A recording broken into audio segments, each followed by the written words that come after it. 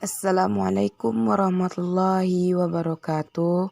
Baiklah, kami dari kelompok 12 akan mempresentasikan tentang gabungan atau pembarengan tindak pidana atau Samenlob yang beranggotakan Syahrul Isman dan Syamsina Rahmayanti. Sebelum memulai perkuliahan, marilah kita membacakan Al-Quran, yaitunya Al-Fatihah. A'udzu billahi minasyaitonir rajim. Bismillahirrahmanirrahim. Alhamdulillahi rabbil alamin. Arrahmanirrahim. Maliki yaumiddin.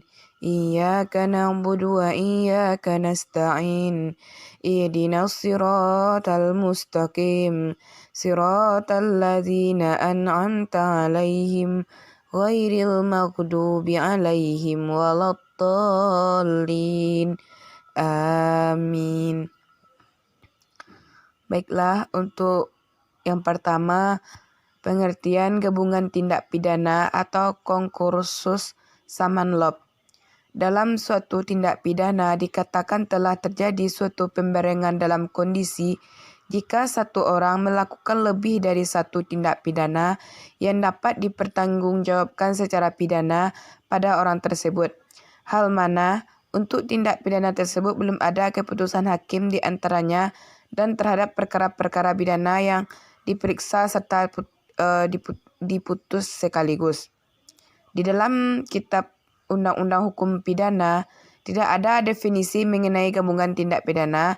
Walaupun demikian, dari rumusan pasal-pasal tersebut diperoleh pengertian konkursus idealis sebagaimana diatur dalam ketentuan pasal 63 Kitab Undang-Undang Hukum Pidana yang mengatur suatu perbuatan masuk ke dalam lebih dari satu aturan pidana.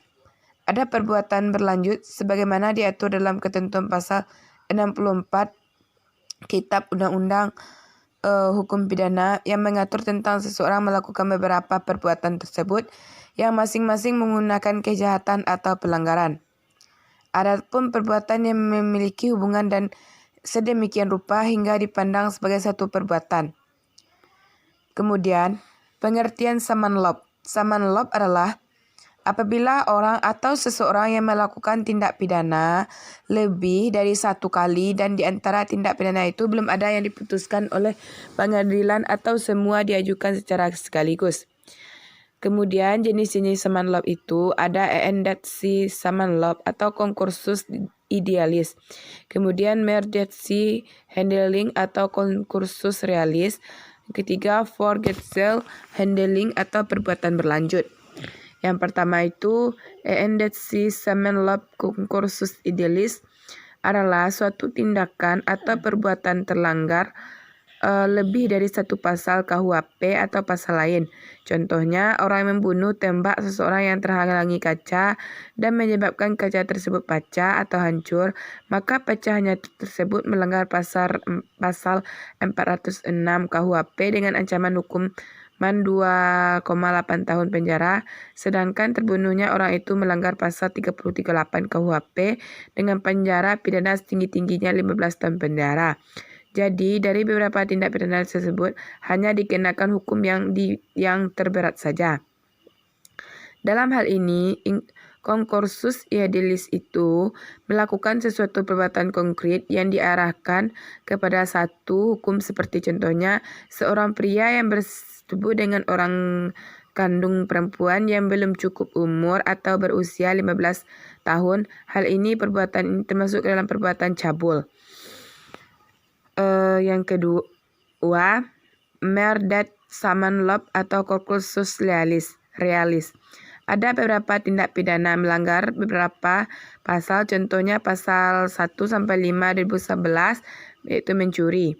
Adapun perbuatan-perbuatan yang dilakukan pada konkursus realis yang perbuatan berlanjut yakni perbuatan yang belum memiliki keputusan dari hakim sebagaimana diketahui adalah istilah perbuatan fade dalam rumusan pasal menimbulkan masalah yang cukup sulit, yaitunya dalam hal terdakwa hanya melakukan perbuatan. Seperti contohnya, orang yang dalam keadaan mabuk mengendarai mobil di waktu malam tanpa lampu. Dalam hal ini perbuatan hanya satu, yaitu mengendarai mobil. Tetapi jika dilihat dari sudut hukum, ada dua perbuatan yang masing-masingnya dapat dipikirkan terlepas dari satu lain, atau dengan kata lain dalam terdapat konkursus realis, yaitu mengendarai mobil dalam keadaan mabuk dan mengendarai mobil tanpa lampu. Dalam hal ini, konkursus idealis yaitu dengan melanggar satu kepentingan hukum dengan sendirinya melakukan perbuatan fat yang lain pula. Baik, bismillahirrahmanirrahim. Lanjutkan dengan poin ketiga, yaitu poin C, for gazette handling, yaitu pembuatan berlanjut, yaitu adalah perbuatan atau tindakan pidana pertama, kedua, ketiga, dan seterusnya mempunyai hubungan yang erat, hanya dikenakan satu pasal saja. Contoh, seorang montir bekerja di sebuah toko onderdil besar, tapi dia tidak mempunyai motor. Lalu ia mengambil satu persatu onderdil motor dari yang terkecil sampai menjadi sebuah rakitan motor dalam pasal 362.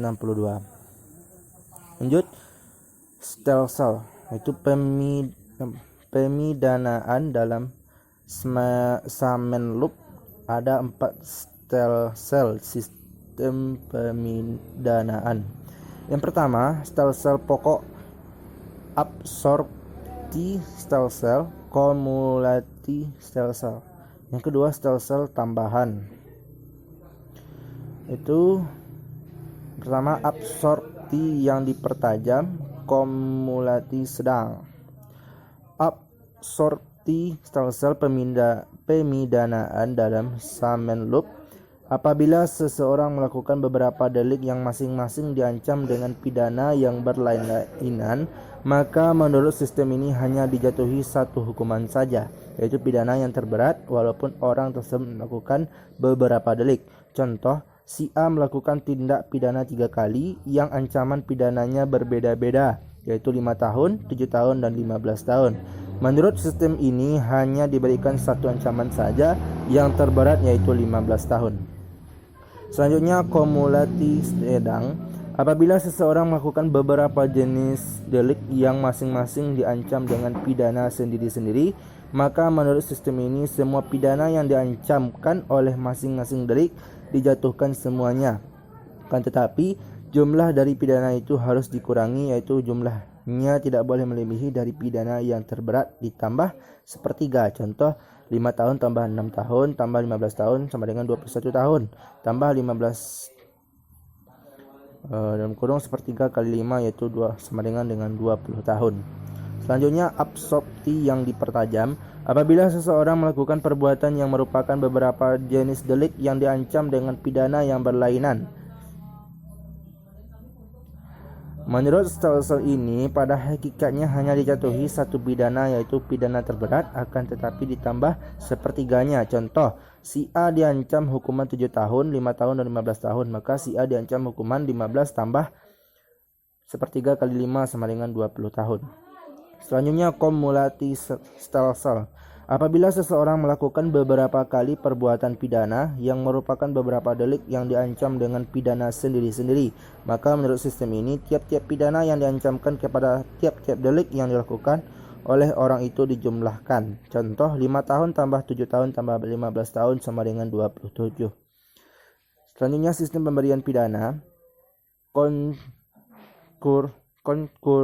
Konkursus idealis. Ketentuan pasal 63 ayat 1 Kitab Undang-Undang Hukum Pidana KUHP menggunakan sistem absorpsi, yaitu hanya dikenakan satu pidana pokok yang terberat, seperti contohnya tindak pidana pemerkosaan di jalan umum yang melanggar ketentuan yang diatur dalam pasal 285 KUHP dengan ancaman hukuman pidana 12 tahun penjara, dan melanggar ketentuan pasal 281 KUHP dengan ancaman pidana 2 tahun 8 bulan penjara, maka yang bersangkutan hanya dapat dikenakan maksimum pidana penjara selama 12 tahun. Kedua, apabila hakim menghadapi pilihan antara dua pidana pokok sejenis yang maksimumnya sama, maka menurut FOS ditetapkan sebagai pidana pokok dengan tambahan yang paling berat. Selanjutnya, yang ketiga, apabila menghadapi dua pilihan antara dua pidana pokok yang tidak sejenis, maka penentuan pidana yang terberat didasarkan pada urutan-urutan jenis pidana seperti tersebut dalam ketentuan pasal 10 KUHP. Itu pasal 69 ayat 1 Jo pasal 10 KUHP. Jadi memilih antara 1 minggu penjara, 1 tahun kurungan, dan denda 5 juta rupiah. Maka pidana yang terberat adalah 1 minggu penjara dalam ketentuan pasal 63 ayat 2 KUHP diatur ketentuan khusus yang menyimpang dari prinsip umum dalam ayat 1 yang dalam hal ini berlaku adagium lex specialis derogat legi generali. Seperti contohnya ketika seorang ibu membunuh anaknya sendiri pada saat anaknya dilahirkan.